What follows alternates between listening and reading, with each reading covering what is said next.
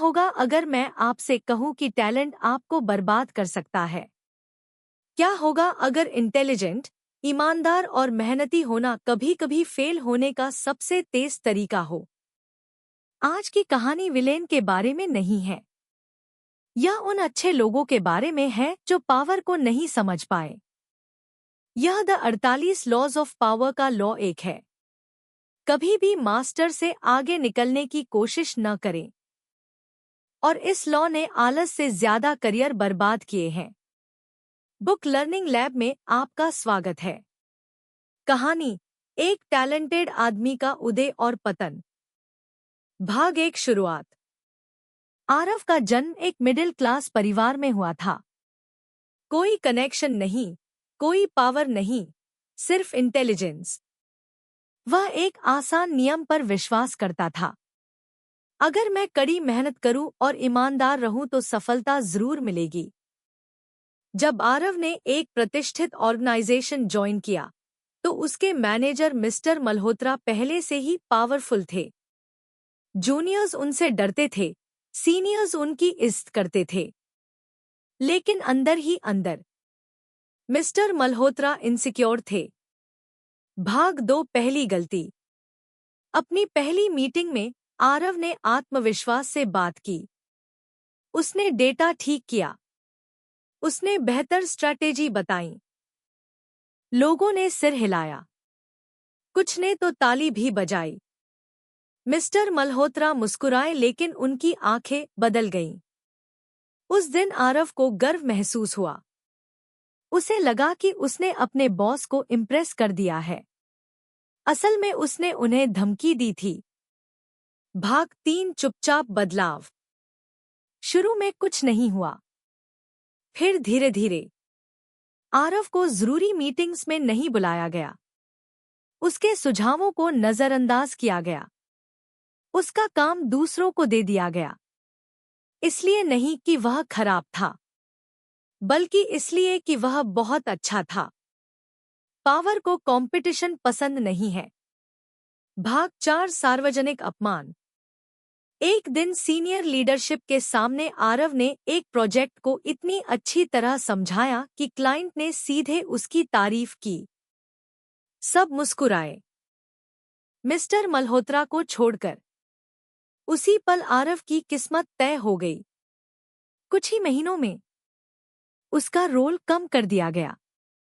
उसका अप्रेजल रोक दिया गया। उसकी इज्जत चुपचाप खराब कर दी गई। आरव कंफ्यूज था। लॉ 1 की गहरी व्याख्या।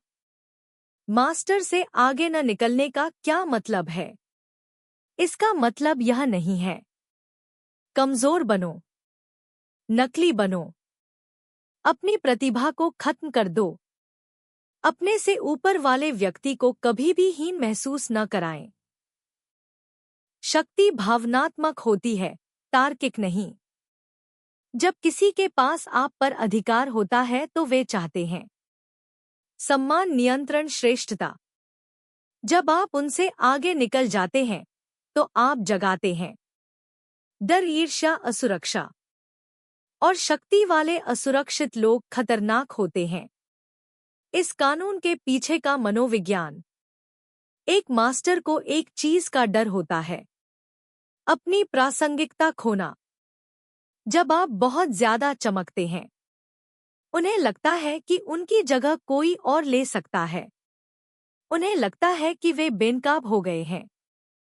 उन्हें लगता है कि उन पर हमला हुआ है। इसलिए वे तुरंत नहीं, बल्कि रणनीतिक रूप से जवाब देते हैं। शक्ति कभी जोर से हमला नहीं करती। शक्ति इंतजार करती है। ऐतिहासिक उदाहरण।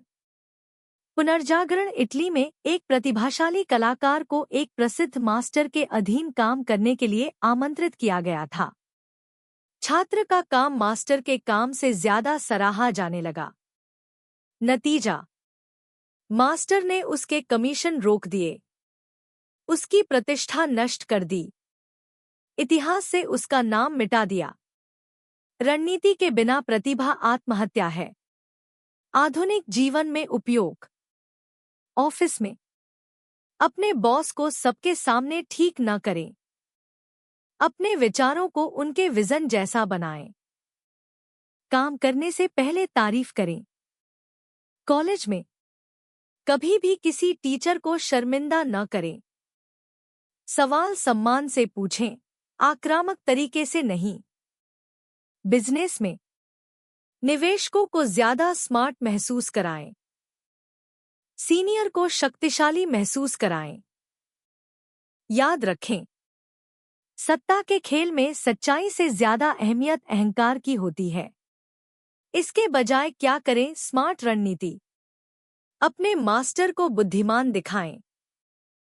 सफलता का श्रेय उनके मार्गदर्शन को दें। अप्रत्यक्ष रूप से चमके। अपरिहार्य बने, धमकी देने वाले नहीं। लक्ष्य मास्टर को हराना नहीं है। लक्ष्य उनसे ज्यादा समय तक जीवित रहना है। कहानी में मोड़। सालों बाद आरव दूसरे मेंटर मिस्टर सेन से मिला। इस बार आरव चुप रहा। वह बोलने से ज्यादा सुनता था। उसने मिस्टर सेन की सबके सामने तारीफ की। निजी तौर पर उसने शानदार प्रदर्शन किया। मिस्टर सेन ने खुद को शक्तिशाली महसूस किया। आरव ने खुद को सुरक्षित महसूस किया।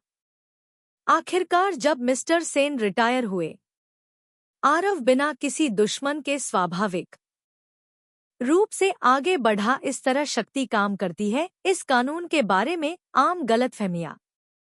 बहुत से लोग कहते हैं यह किताब मैनिपुलेशन सिखाती है। नहीं, यह कानून सर्वाइवल सिखाता है। दुनिया निष्पक्ष नहीं है। यह पदानुक्रमित है। और पदानुक्रम को नजरअंदाज करना बहादुरी नहीं, अंधापन है। अंतिम निष्कर्ष, कानून एक एक दर्दनाक सच्चाई सिखाता है। शक्ति सिर्फ ईमानदारी को पुरस्कृत नहीं करती। शक्ति भावनात्मक बुद्धिमत्ता को पुरस्कृत करती है। आप प्रतिभाशाली होने से नहीं हारते। आप इसे लापरवाही से दिखाने से हारते हैं।